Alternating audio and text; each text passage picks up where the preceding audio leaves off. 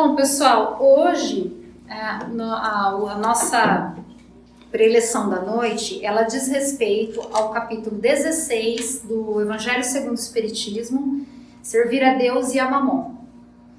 É uma passagem bastante interessante e bastante comentada e discutida nas casas espíritas, que traz para nós um ponto de vista do valor material e do valor espiritual, que é muito importante para nós, espíritos em evolução. Esse capítulo dividido, ficou para mim os itens 3, 4, que é guardai-vos da avareza, Jesus em casa de Zaqueu, Aí depois ele vai para a parábola do mal rico, que é o item 5. Depois ele vai lá para a desigualdade das riquezas, não, já foi. Mas aí ele vai para instruções dos espíritos e emprego da fortuna. São os itens 9, 10 e 11. Tá? E desprendimento dos bens terrenos. É um capítulo bastante comentado que vocês encontram bastante conteúdo no YouTube, nos podcasts, em Facebook. Então eu resolvi trazer um ponto de vista um pouco diferente do que a gente costuma encontrar. Que eu acho que vale bastante a pena a gente exercitar esse nosso raciocínio crítico. Porque muitas vezes não, na maioria das vezes, somos seres irracionais. Nos julgamos seres racionais, que é o que nos separa dos animais, nos faz ser os reis dos animais, estarmos acima deles. E, obviamente, longe de compararmos o homem com o animal. Mas a questão do instinto está presente em nós. E quanto mais evoluímos, menos instintivos somos. Quanto menos evoluídos, mais instintivos somos. Essa é a lei, não é? Nós somos criados por Deus, simples e ignorantes para percorrer a escala evolutiva. E, na condição espiritual que nos encontramos e quanto nos desenvolvemos, dita quem somos, o que fazemos, as escolhas e as decisões que tomamos, e o quanto afetamos a nós e a quem nos rodeia. Então, se a gente olhar para todo esse processo com uma visão mais racional, fica mais fácil da gente entender. A grande questão é que olhamos para isso de uma forma muito irracional. Somos seres emocionais, cheios de paixão, cheios de brios, querendo lutar e defender o que é certo, quando na verdade nem sabemos muito bem o que é certo. Não, pelo menos ainda na condição do nosso mestre, Jesus. Então, eu achei interessante, ao invés da gente ficar focando muito na condição material, que é aquela que nos diz, desapegai-vos dos bens terrenos, desapegai-vos da matéria. Lembre que o espírito, ele é espírito e é um ser espiritual e precisa evoluir. Então a matéria que estamos aqui tendo conexão nesse momento com ela não é o mais importante. Estamos de passagem. Então precisamos investir também, não só nas questões materiais, mas nas questões espirituais. Escutamos bastante isso em todas as religiões. E é verdade, é um fato incontestável. Tanto é que um dos pontos abordados aqui nesta preleção, nessa passagem, é Jesus em casa de Zaqueu. Que usa Zaqueu como exemplo, como alguém que era rico, uma pessoa que tinha posses, que era odiado pela sua condição de trabalho à época, e que todo mundo não entendeu como Jesus pôde dar a Zaqueu a oportunidade de hospedar-se em sua casa. Como você vai até lá, Jesus, e se hospeda na casa de um homem de má vida? Um homem que não tem uma conduta apropriada. Aqui Jesus exemplifica que não há pessoas que devem ser questionadas pelas suas ações. Que todos nós merecemos oportunidade de redenção, de aprimoramento, que somos iguais. Que quando erramos estamos no erro, mas não estaremos nele para sempre. Tudo vai depender do nosso desejo de evoluir. Então, se aprendermos cada vez mais, o quanto mais aprendermos, mais teremos condições de acelerar nossa evolução. Então eu trouxe aqui para vocês, e que me inspirou, parte da inspiração dessa preleção de hoje, é uma preleção que eu assisti do Arthur Valadares, que eu gosto demais do Arthur, ele é sensacional. E ele tem uma palestra que fala sobre riqueza espiritual. Então eu trouxe aqui, além obviamente, dessa palestra dele, que são alguns pontos, também alguns outros pontos para nós refletirmos. Vamos falar da nossa condição espiritual. Nós não vamos falar das riquezas terrenas, vamos falar das riquezas espirituais. As riquezas que estão ligadas a Deus. Essa é a minha proposta. Então eu trouxe uma passagem da Bíblia aqui para vocês, da Bíblia, do Velho Testamento. Não é do Novo Testamento que fala, né, sobre Jesus. É do Velho, que antecede a vinda de Jesus. Diz assim: como dizes, rico sou, e de nada tenho falta, e não sabes que és um desgraçado, e miserável, e pobre, e cego, e nu. Aconselho-te que de mim compres ouro provado no fogo, para que te enriqueças, e roupas brancas, para que te vistas, e não apareça a vergonha da tua nudez, e que unja os teus olhos com colírio para que vejas. Isso está em Apocalipse. Apocalipse. Imagina que ele faz uma comparação aqui um pouco complexa. Ele mistura o homem que tem uma condição de riqueza com alguém que está nu. Estamos nus na encarnação. Quando acreditamos que somos afortunados por termos a riqueza material, não enxergamos a realidade. Estamos nus. Completamente nus. Porque achamos que esta riqueza nos dará a felicidade, nos proporcionará a segurança de que necessitamos, nos proporcionará o amor que queremos, quando na verdade ela nos traz um imenso desalento e uma grande solidão. Porque as pessoas com grandes posses, reconhecidas por isso, enaltecidas e exaltadas por isso, são as que mais sofrem, são as mais sós, porque elas nunca encontram o verdadeiro amor. Há muito interesse. E a culpa é de quem? De ninguém. Simples condição do momento evolutivo que estamos. A riqueza tem uma grande importância para nós. Quem tem o dinheiro atrai quem precisa de dinheiro e quem quer dinheiro. Faz parte. Mas aqui ele traz a seguinte questão: unge os teus olhos com colírio para que vejas. Então já na Bíblia, no Velho Testamento, antes de Cristo, nós já escutávamos que nós devíamos abrir nossos olhos para a verdadeira riqueza, não é a material. Depois ele tem uma outra passagem bíblica que diz assim: e ali haverá uma estrada, um caminho, que se chamará o caminho santo. O imundo não passará por ele, mas será para aqueles os caminhantes, até mesmo os loucos não errarão. Isso está em Isaías 35. Somos vistos por Deus como imundos quando cuidamos do corpo e não cuidamos do espírito. Isso está em Mateus. Olha que interessante, somos vistos como imundos quando cuidamos do corpo e não do espírito. O que vemos é uma realidade dura, triste na humanidade, no momento atual. Enxergamos uma necessidade muito presente na grande maioria dos encarnados na Terra de aparecer, de ser visto. Só que esse ser visto não é ser visto por quem você é, mas por uma máscara, por uma persona que você cria para colocar na rede social, como se você fosse feliz, como aquela imagem que você postou. Quantas pessoas vemos trabalhando fotos para que saiam bonitos nas redes? Você quer passar a sensação de que você está feliz, de que você está bem, quando na verdade você não está. Essa pessoa está imunda de acordo com essa passagem, mas não é uma imundície daquela que a gente despreza, é uma imundície de dor, de sofrimento, de desalento, de profunda necessidade de carinho, de amor, de afeto, de reconhecimento. É isso que buscamos. Queremos ser reconhecidos, queremos ser vistos.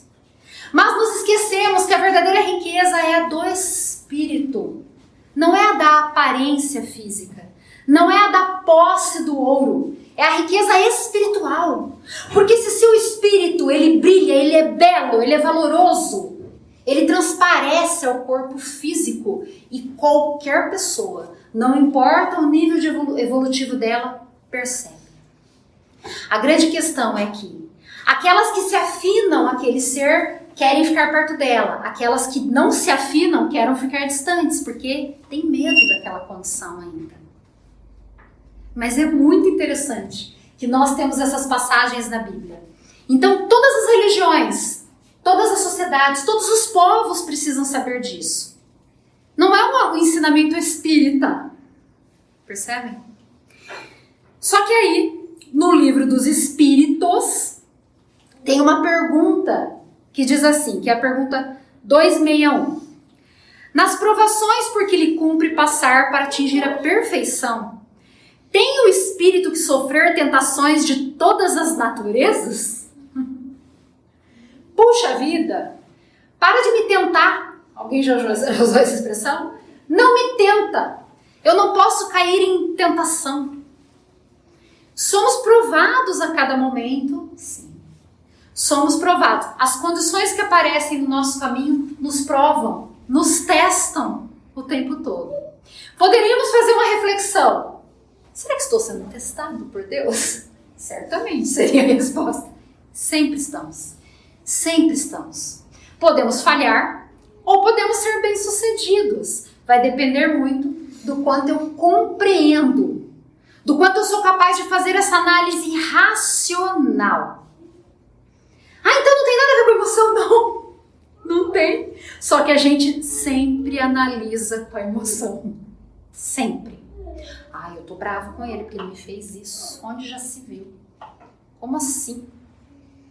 Ele me magoou, né? Ele me feriu, ela me feriu, né? Que falta de consideração, que falta de respeito. Não tem a ver com o que ele te fez, tem a ver só com você. Porque ainda tem em você esse orgulho, esse egoísmo de olhar para si. Porque se não tivesse, você acabou, né? São olhos de ver, ouvidos de ouvir, mudar o ponto de vista. A nossa preleção da noite está sobre, basicamente, analisar uma proposta da gente mudar nosso ponto de vista. Só isso. Podemos exercitar isso a cada momento. É só quando estivermos rabugentos com alguma coisa que nos aconteceu, refletirmos sobre aquilo e tentar olhar o outro lado da situação. Tentar olhar de um outro foco, de um outro ponto de vista, de uma outra vertente. É basicamente isso. Nessa pergunta 261, os espíritos responderam para Allan Kardec. Tem que se achar em todas as circunstâncias que possam excitar-lhe o orgulho, inveja, avareza, a sensualidade. Aí eu pergunto, isso que aconteceu está buscando me excitar o orgulho? Não, acho que não. E a inveja? Acho que não. E a sensualidade? Pode ser, talvez. Então peraí. Como é que eu vou reagir perante essa situação? Não é? Então é essa análise que temos que fazer. Estou sendo avarento? Será que estou? Porque a avareza não tem a ver, pessoal, apenas com a questão de não, eu não empresto dinheiro, eu não dou dinheiro, o dinheiro é meu, eu vou guardar no banco seguro, porque eu tenho que dar segurança para mim e para minha família. A avareza tem a ver com tudo aquilo que você é capaz ou não de oferecer para o seu próximo. Tem a ver com a avareza. Seremos ou não avarentos nas condições que a Terra nos impuser? E aí, o Allan Kardec pergunta, na pergunta 785, ainda do Livro dos Espíritos, qual o maior obstáculo ao progresso? Adivinha? Orgulho e egoísmo. Sempre. Sempre. Por isso é uma mudança de ponto de vista. Somos orgulhosos e egoístas o tempo todo. E tem a ver, sim, com o nível de evolução. Ninguém tem que se culpar por isso. Tem que buscar mudar isso, se transformar. Mudar o ponto de vista. É o que eu estou dizendo. E aí ele diz assim, refiro meu progresso moral, porquanto o intelectual se efetua sempre. A riqueza presente na Terra garante o progresso intelectual da humanidade. Porque se você tem dinheiro, você proporciona a melhor educação. Você busca as melhores oportunidades. Para você e para sua família. E para outras pessoas, se você for uma pessoa de bom coração. Você pode ajudar com dinheiro. Você pode prover desenvolvimento da ciência, da tecnologia, que é o que traz a evolução da humanidade. Esse não é o problema. A riqueza, ela é positiva. Se não fosse, Deus não teria dado a nós essa imensidão extraordinária de possibilidades que a natureza oferece. Porque a riqueza vem da natureza. E quem criou a natureza? Foi Deus. É de lá que você tira o minério. É de lá que você tira o alimento. É de lá que você tira a água. É de lá que você tira tudo. Não surge do nada. Não é? São os elementos presentes na natureza que trazem essa riqueza imensurável. Né? E não só isso, mas as energias que nos conectam, nos unem como seres espirituais, que garantimos uma condição para o planeta, positiva ou negativa, de acordo com os nossos pensamentos e atitudes, é que manda nessa roda da vida que não para nunca. Então, se eu decido compreender que a grandeza de Deus é muito superior àquilo que eu consigo conceber e que eu vou ser humilde, me humildar perante isso e aprender com a natureza. Olha ao seu redor. Se conecta com o universo de uma forma verdadeira. Quando você pode parar para meditar, pode tirar os seus sapatos, sentir os seus pés na grama, sentir os seus pés na areia, no mar, nas águas. Imagina que essa natureza que nos enriquece a alma, porque as energias cósmicas também entram pelo nosso centro de força coronário e nos garantem esse equilíbrio, essa harmonia. E as energias superiores dos amigos espirituais que aqui estão, e as energias que todos nós juntos estamos emanando, estão nos alimentando. Energia é alimento para o espírito. Não é? É dessa riqueza que nós estamos falando.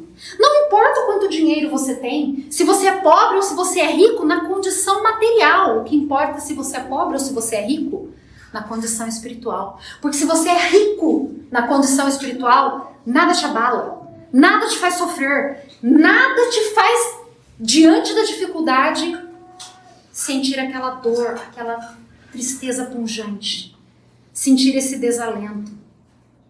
Não é? Essa solidão tão profunda que tantos sentem.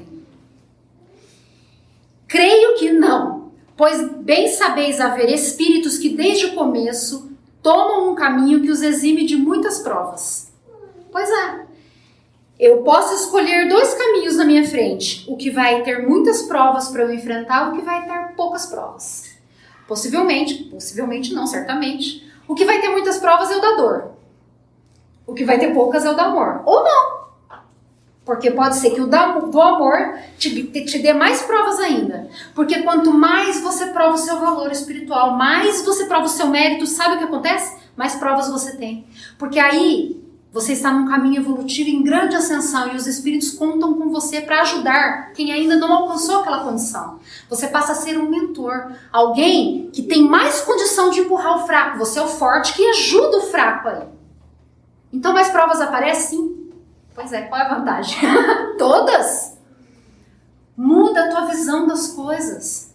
Se eu tenho aquele parente em grande sofrimento que eu não sei como ajudar, ao invés de eu sofrer, eu agradeço a Deus pela oportunidade de estar aqui amparando aquela pessoa que sozinha não conseguiria. Deus deu aquele espírito, aquele irmão, para que eu pudesse amparar e ajudar.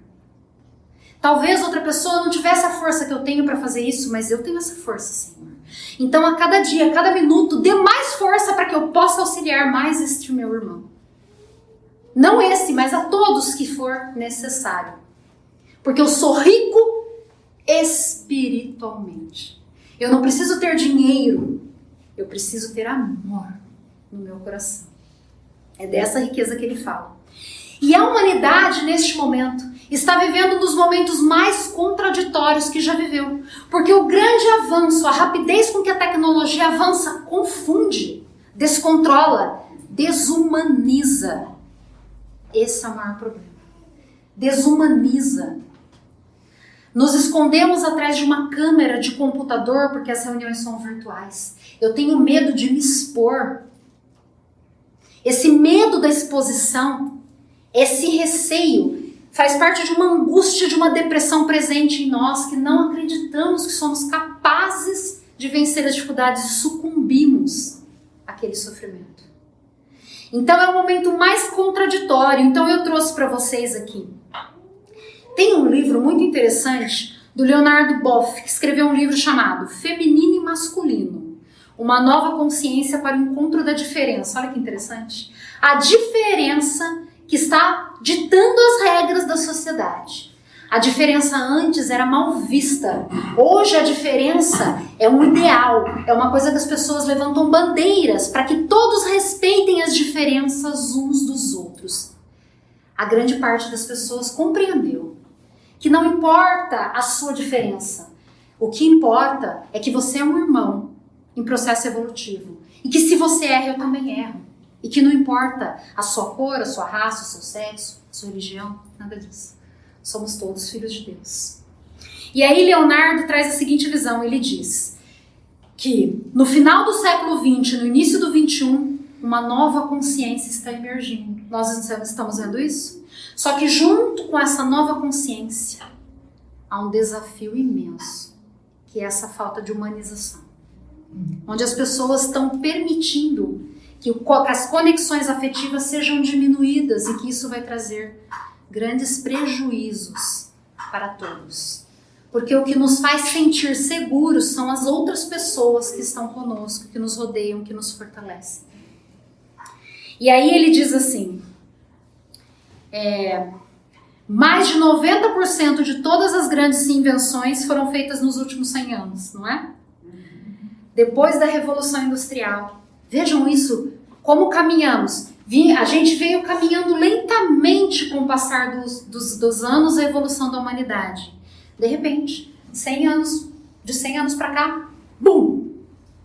A velocidade que tudo está se desenvolvendo é assustadora. Então, há um grande desenvolvimento intelectual. Grande, mas e o moral? Onde está ficando? Essa é a preocupação que ele traz. Não é? E aí na Gênese tem uma frase assim: hoje já não são mais as entranhas do planeta que se agitam, são as da humanidade.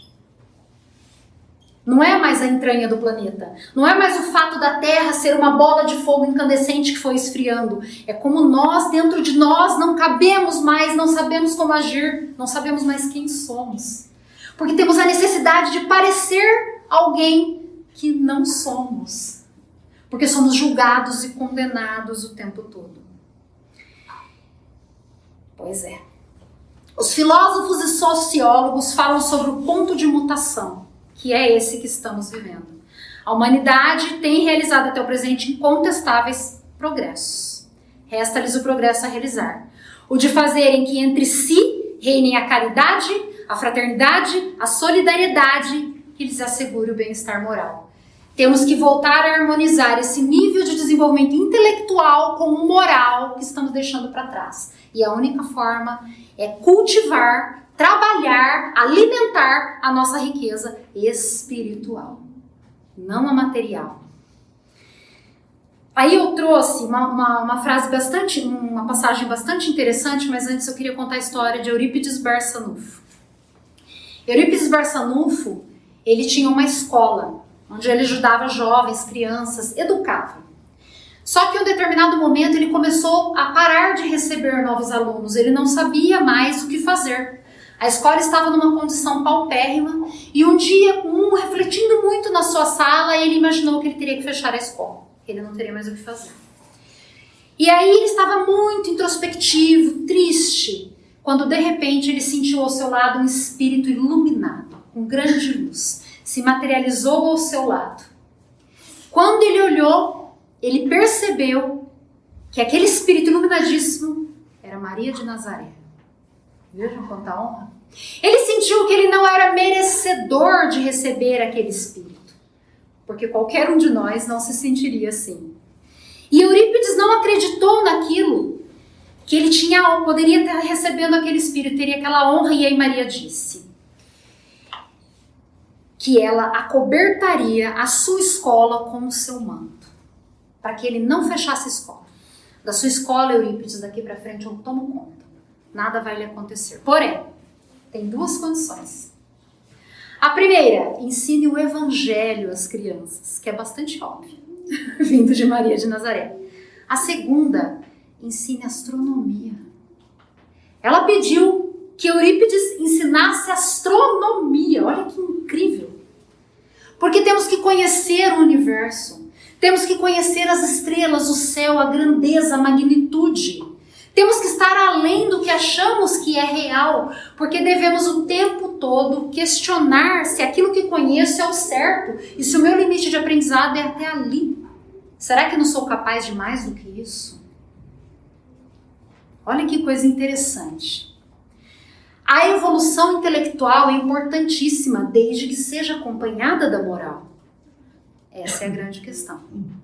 Os espíritos da Estrela Capella, que foram expulsos do paraíso e vieram para a Terra para ajudar a humanidade na evolução, a Terra, que ainda tinha uma condição muito atrasada.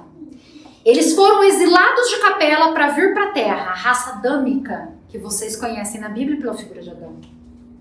Essa raça foi exilada aqui para ajudar o nosso povo a crescer. E ela trouxe uma grande evolução intelectual. Porque eles foram exilados porque eles eram espíritos que eram muito evoluídos intelectualmente e atrapalhavam o progresso moral de Capela.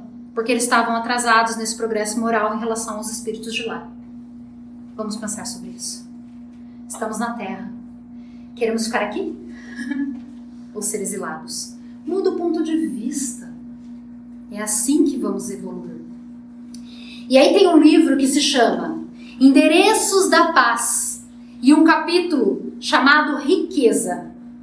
Quem escreveu essa parte aqui, esse trecho que eu vou ler para vocês, foi André Luiz, da qual eu sou muito fã. Então por isso eu trouxe aqui para vocês. Olha que beleza o que ele fala. Rico é o pântano pelos depósitos de matéria orgânica. O pântano. Ele está falando que rico é o pântano. Não que é o ouro, não que é o banqueiro. É o pântano. Porque imagina o pântano na condição de terra, adubo. Como a exemplo do esterco que conhecemos. Para que ele serve? Para nutrir a terra. E se a terra não for nutrida, ela gera a planta que nos dá o alimento? Olha a mudança de ponto de vista. O pântano, que nós olhamos e falamos, ai, credo, pântano é sujo. Ele é rico, porque ele tem os nutrientes para a nossa sobrevivência, então ele é rico. Olha a mudança de ponto de vista. Rico é enxurrada pelos recursos de adubação. As enxurradas nos assustam, quando na verdade elas limpam a terra para novos plantios. Elas amolecem o solo para que a terra possa receber a semente. Ela é rica. Rica é a argila pela maleabilidade com que obedece ao oleiro. Eu não mudo. Eu nasci assim, eu cresci assim. Conhece a música? Como não? Isso é orgulho, é vaidade. Eu estou aqui para mudar, para me transformar. O oleiro é Deus. E o nível de maleabilidade da minha mudança, da minha transformação é ditada por mim. Por mais ninguém, porque Deus me dá o livre-arbítrio para escolher o caminho que eu quero percorrer. Então, se você não evolui, se você estacionou, é sua decisão. Só sua. Pensa nisso. Ah, mas não por causa dele. Não, não é nada por causa dele. Temos o poder de decidir. Rica é a pedra pela segurança que oferece a construção. Eu não sei se vocês sabem, mas Pedro, o nome dele era Simão. Simão Pedro. Quem o chamava de Pedro foi Jesus. Sabe por que Jesus deu o nome de Pedro, a Simão? Porque Pedro era duro. E não era duro no sentido de ser ruim, ele era duro porque ele era inflexível. Ele não admitia o erro. Ele não aceitava uma conduta errada. Ele era conhecido como o cão de guarda de Jesus. Pedro não permitia que ninguém chegasse perto de Jesus. Por isso Jesus deu a Pedro a obrigação de fundar a igreja do caminho, o cristianismo. Porque ele sabia que Pedro, por mais difícil que fosse, na sua forma inflexível de ver as pessoas e as coisas, mudaria e teria condição, porque a pedra é a força que sustenta a construção. E somente Pedro teria essa força necessária. E Pedro se achava tão seguro de si que ele disse: Jesus, estarei ao seu lado até o fim. E Jesus disse: não, Pedro, antes que o galo cante, você me negará 3 vezes. E assim ele fez. E foi aí que caiu a ficha, que talvez Ele não devesse tanto julgar os outros como ele fazia. Ele é conhecido como a pedra angular. Olha que lindo. Rica é a ostra que se encerra a pérola no próprio seio. E nós nos preocupamos com a nossa aparência, mas a ostra, coitadinha, ela é tão feinha. Mas se você abrir a ostra, dentro dela tem uma pérola que brilha, que todo mundo quer e que custa uma fortuna. É a riqueza espiritual, que nós não vemos. Então não importa a tua aparência, o teu corpo físico, não importa as roupas que você usa, o quão sujo você está, mas sim o teu valor moral, a tua riqueza espiritual, quem você é de verdade.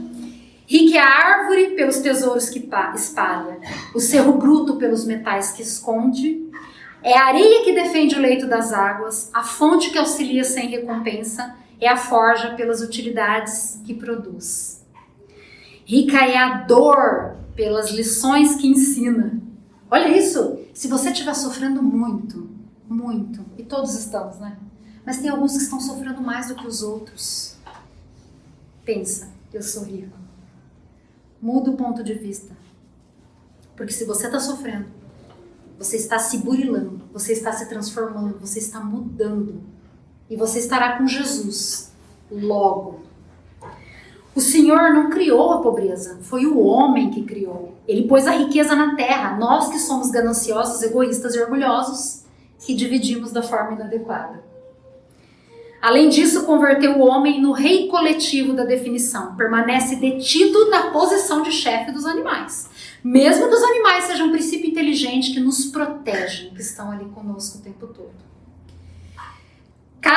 Onde há luz de inteligência, não há penúria. Cada coração pode ser um manancial de bênçãos. Cada coração. Não menospreze ninguém na obra divina, porque todos merecem compaixão e misericórdia. Todos são filhos de Deus. Doar estímulo, fraternidade, alegria, consolo, esperança e amor é mais que transferir as bênçãos dos recursos amoedados. Estejamos apostos para trabalhar e servir. Sem olvidarmos que se há grandes benfeitores da humanidade que semeiam fortunas incalculáveis na preservação da saúde e da instrução da vida comunitária, Jesus, ainda e sempre, é o maior de todos os redentores da terra, porque ofereceu ao mundo a própria vida no sacrifício supremo do próprio coração. Então quem sou eu para reclamar de qualquer contenda, vicissitude ou dificuldade do meu caminho? Se ele deu a vida para que pudéssemos continuar na evolução. E vamos fazer oração, porque eu já atrasei 4 minutos.